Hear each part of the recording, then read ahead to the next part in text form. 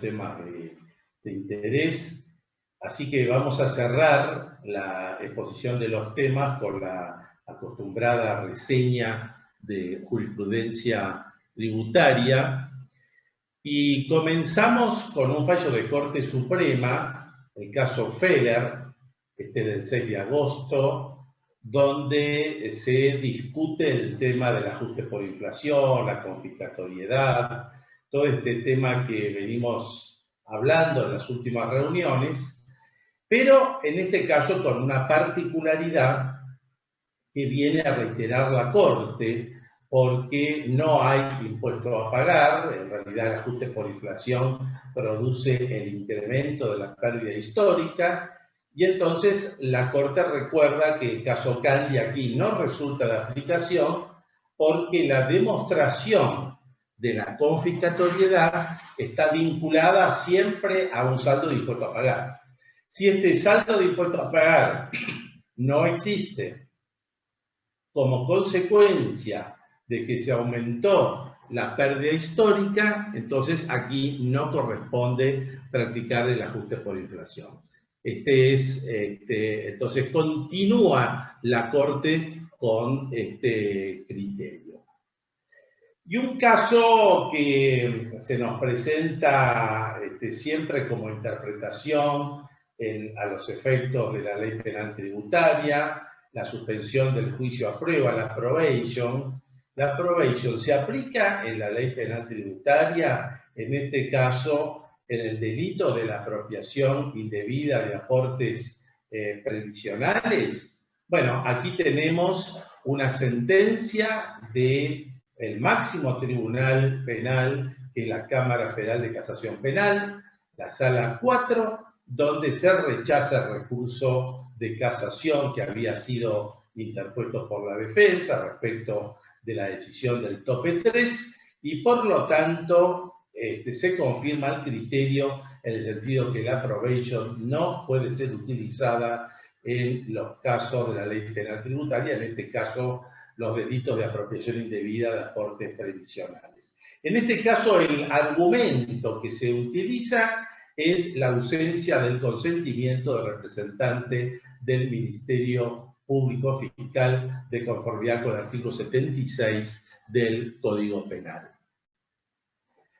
Un antecedente interesante que nos viene de la Cámara Nacional de Apelaciones en lo Penal Económico, en el marco de un allanamiento domiciliario, el contribuyente o la defensa del contribuyente lo que plantea es la nulidad de secuestro de los teléfonos celulares y de la unidad de almacenamiento USB, el pendrive, que fueron obtenidos en el marco del allanamiento.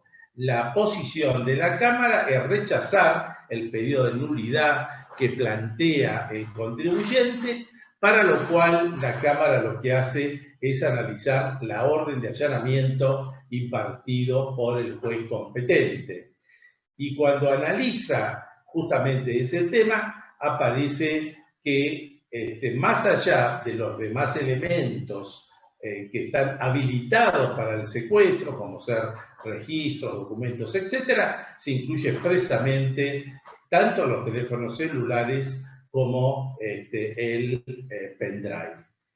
El segundo aspecto que se discute es la pretendida afectación de garantías constitucionales de los imputados por el proceso de claves y patrones de acceso a los teléfonos celulares secuestrados, cosa que tampoco tiene reflejo en la jurisprudencia y también es rechazado. Otro de los temas que permanentemente venimos señalando, y acá con jurisprudencia encontrada, es el tema de los acuerdos conciliatorios en materia penal tributaria. Lo hicimos esto con la reparación integral de daño, y ahora es el acuerdo conciliatorio que prevé el artículo 59, inciso 6 del Código Penal.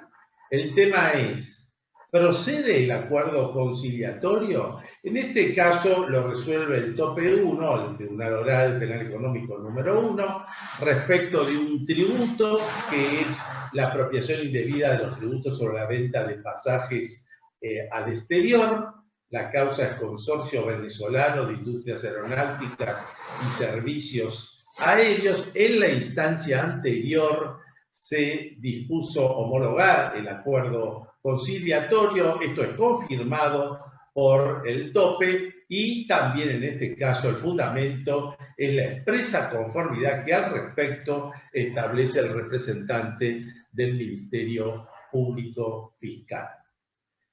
En el caso Ceci, el caso de un colega, un contador público que actuó como perito contador, se le devengaban honorarios judiciales por la actuación como tal, que no pudo cobrarlo como consecuencia de la limitación de la CUIP, a la cual fue establecido por la Administración Tributaria. La Cámara Contencioso Administrativa, la Sala 5, lo que dispuso es que corresponde conceder la medida cautelar solicitada por el colega en función de la limitación de la CUIP, porque esto es un obstáculo para que en definitiva pueda cobrar los honorarios que habían sido, dicho sea de paso, regulados en la causa judicial por una retribución de un trabajo lícito y por revestir los mismos carácter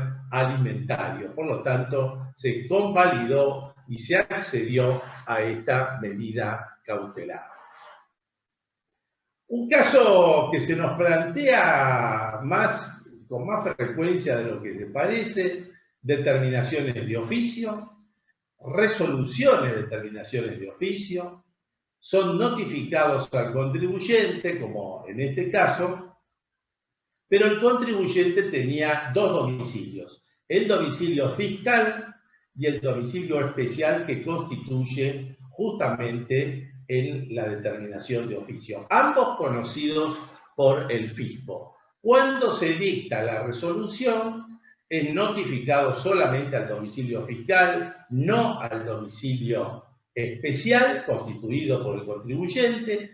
El contribuyente pide la nulidad de la determinación y la Cámara Federal confirma la nulidad porque considera que se limitó el ejercicio de derecho de defensa del contribuyente al hacerse la notificación a un solo domicilio, obviamente teniendo el conocimiento del fisco de que existían dos domicilios.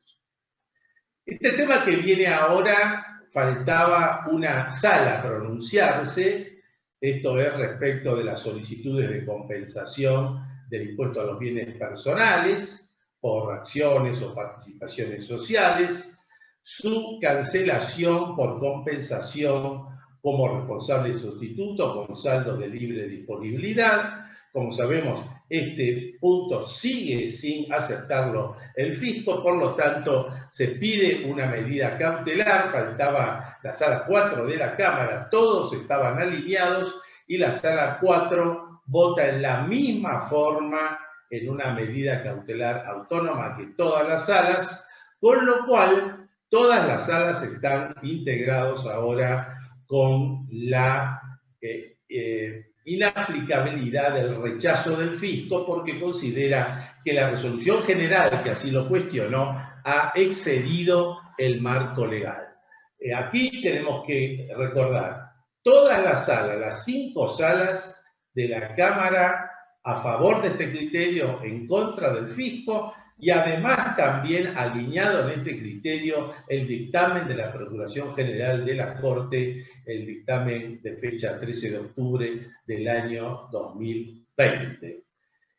Quiere decir que estaría solamente faltando la posición de la Corte, que no dudamos que va a ser también en el mismo sentido, y bueno, supongamos que a partir de ahí tendrá que cambiar su criterio el fisco nacional.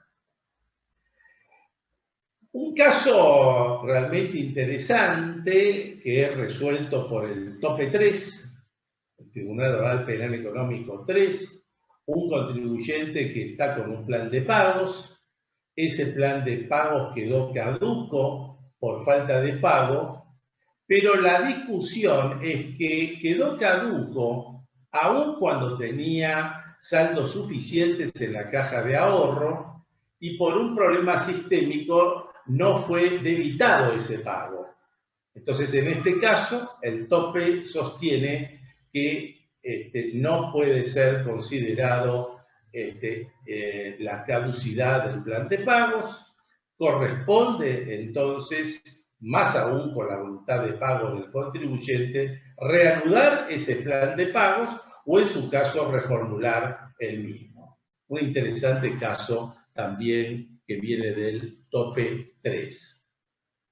Un tema que lo vemos también con distintas posiciones jurisprudenciales, agrupamientos profesionales, en este caso la Federación Bioquímica. La Federación Bioquímica, que como otras entidades profesionales son agrupaciones de profesionales que ejercen el servicio de facturación a sus asociados, cobrando una comisión en tal sentido.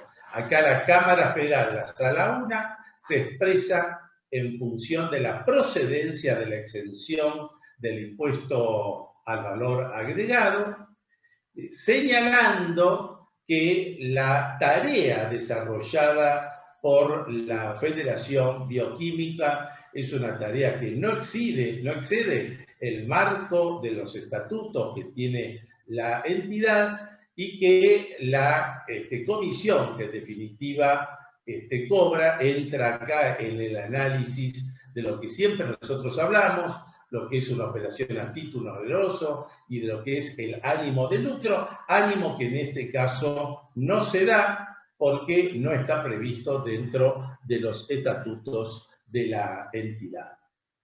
Un tema de costas, caso Cargill de la Sala 2 de la Cámara, donde por tratarse de una cuestión abstracta, o sea, la discusión en definitiva como consecuencia de haberse suprimido el SISA, el Sistema Simplificado de Información Agrícola, la cuestión pasa a ser abstracta y por ser abstracta las costas, entonces deben imponerse por su orden, es decir, cada uno paga lo suyo.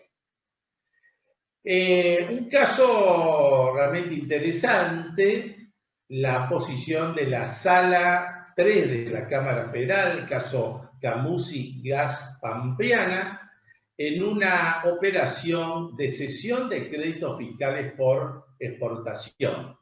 Acá la posición de la Cámara, confirmando el criterio de la FIP, es que corresponde efectuar la retención del impuesto a las ganancias según la resolución 830 en los casos de cesión de créditos fiscales por exportaciones, por así establecerlo expresamente la resolución cuando habla de cualquier otra cesión o locación de servicios. Un tema para tenerlo también en cuenta. Y el caso Swiss Medical nos plantea el caso de los conceptos no computables, como es el caso de los dividendos percibidos por una sociedad anónima, respecto del cual corresponde el prorrateo de gastos al tratarse de conceptos no computables. La posición que acá tenía la actora es que intentaba distinguir entre tres categorías distintas de ingresos, los ingresos grabados, los exentos y los no computables, posición que por el Tribunal Fiscal, estamos considerando la Sala A, no fue recepcionada al interpretar que tanto los casos de ingresos no computables como los exentos tienen el mismo tratamiento respecto del prorrateo de los gastos. Aquí tenemos otro caso de ajuste por inflación, pero en este caso a favor del contribuyente, obviamente no es la situación que planteamos de la Corte. Hay una medida cautelar, esta medida cautelar permite al contribuyente presentar la declaración jurada con ajuste por inflación y sin el cómputo del diferimiento, con lo cual nuevo antecedente a favor de esta posición a favor de los contribuyentes. Un caso realmente singular es el caso Coppersol de la Justicia Nacional en lo penal económico. Se produce una clausura a un establecimiento gastronómico por el hecho de no cumplir con las normas correspondientes respecto de la facturación. Se impone esa clausura y el juez dice que esa clausura debe ser llevada a cabo durante el aislamiento. Me parece significativo este caso, porque si no, bueno, habría una suerte de doble sanción, ¿no? O sea, se lleva adelante la clausura, pero esa clausura tiene lugar durante la época del aislamiento, con lo cual el contribuyente mucho no se dio cuenta de esta situación. El tema de nuevo antecedente de impuesto a la ganancia mínima presunta, el caso de la inversora, sociedad anónima de la Cámara Federal, la Sala 1, y el caso que tiene antecedentes en otros anteriores, que nosotros ya lo mencionamos. ¿Qué ocurre? No procede la repetición del impuesto a la ganancia mínima presunta cuando el resultado contable del balance es positivo. A pesar que cuando se hace el ajuste por los considerados ajustes impositivos, llegamos a quebranto impositivo. La verdad que esta posición no es muy razonable, pero vemos que sigue la jurisprudencia insistiendo con esta posición. Bueno, y acá aparece el caso Pelama Chubut, un caso que tiene vinculación con lo que Marcelo Corti hoy hablaba, la comunicación de la reorganización empresaria. Esa comunicación que es realizada con un exceso de 10 días, de ese plazo de los 180 días, y la posición de la Cámara Federal de la Sala 5 es que esa demora de 10 días en la comunicación no puede implicar la pérdida de los beneficios fiscales porque se estaría afectando un aspecto sustancial de la obligación tributaria. Para esto la Cámara analiza el efecto que tiene la comunicación, que es básicamente la verificación, la fiscalización de parte del fisco, y llega a la conclusión que por 10 días no cambia mucho la situación del fisco respecto de la fiscalización, por lo tanto rechaza el criterio fiscal en cuanto a la anulación de los beneficios.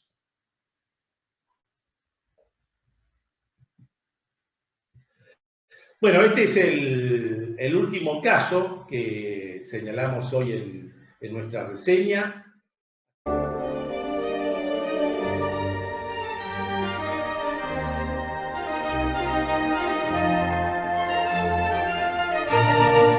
Las últimas preguntas sobre el tema de planificaciones fiscales, el reporte de los informes respectivos. Hay una primera pregunta que está referido a quienes han organizado TRAS irrevocables, y estos TRAS irrevocables forman parte de las planificaciones fiscales a informar. La pregunta se hace porque, como consecuencia de esto, se produce el desapoderamiento de los bienes. En principio interpreto que sí, que esto va a formar parte de las planificaciones fiscales y quedamos a la espera de lo que hemos dicho, de lo que en definitiva puede establecer el micrositio al respecto. Esto, volvemos a insistir, con una técnica legislativa realmente mala, porque este tipo de planificaciones fiscales, que en definitiva va a ser el micrositio, como también lo va a hacer en función de los montos, los sujetos, etcétera, no tiene ni el respaldo de una resolución general. El único respaldo es un sistema que en definitiva forma parte de ese micrositio. Nos pregunta respecto del asesor del radicado o domiciliado en el exterior, cuál es su responsabilidad. Bueno, habíamos comentado que también acá queda un tema que no termina de resolver o de cerrar la reglamentación, porque la planificación fiscal realizada por un asesor del exterior debe ser informado a la FIP, pero no a través de ese asesor del exterior, justamente porque se encuentra en el exterior, sino a través del asesor que está en el país y que se encuentra vinculado al asesor del exterior. Este es el que tiene que presentar su planificación por lo que él ha trabajado en el país, más la planificación del exterior. Y acá habíamos señalado otro aspecto en la presentación del tema, porque si no hay asesores para declararlo, este tema no queda resuelto en la reglamentación, pero sería de sentido común que sería el contribuyente quien tiene que declarar la planificación fiscal, a la cual habría que agregarle la planificación del asesor del exterior cuando no habría ningún asesor en el país. Hay varias preguntas que están vinculadas a empresas donde tienen varios asesores y los varios asesores trabajan en forma independiente en las planificaciones fiscales y además hay asesores que trabajan en consultas fiscales y no en la parte de planificaciones. Bueno, ya habíamos comentado que el tema de las consultas, en la medida que tengan esa ventaja fiscal producido como consecuencia del temperamento que tome la sociedad, también estaría dentro de la planificación fiscal, pero el asesor solamente debe producir esta información en la medida que él esté trabajando en la implementación. Este es el tema central que habíamos dicho, en la implementación de estos sistemas. Por otra parte, de haber varios asesores, nos podemos encontrar con que algunos sigan presentando la información o la presenten y otros no, en función del secreto profesional al cual también hemos hecho mención. Y por último hay una pregunta que está referido a un contador que es asesor. Este contador actúa en las consultas de tipo impositivo, pero no propone ningún tipo de planificación fiscal, no hace ninguna planificación fiscal. En este caso, el contador no va a estar obligado a informar, porque si solamente el asesorado no produce, no interviene en la implementación, y como no interviene en la implementación, entonces tampoco va a estar obligado a informar. Un poco para cerrar este tema, yo diría que el aspecto que también queda pendiente de dilucidación por parte de la FIP es el caso de los profesionales que actúen en esta materia y la definición de lo que sería la implementación en forma directa o en forma indirecta, ¿no? Porque podría darse el caso que una empresa haga una planificación a través de un asesor. El asesor en general no termine haciendo la implementación, pero la implementación termine haciendo los asesores internos, los que están en relación de dependencia. Y ahí entonces queda por solucionar el problema, que en forma abstracta está dicha la resolución, que es en forma directa o indirecta. Esa implementación se considera indirecta y por lo tanto el asesor va a estar obligado a informar. Ese es otro aspecto que también queda para resolver en, me imagino, que presentaciones posteriores.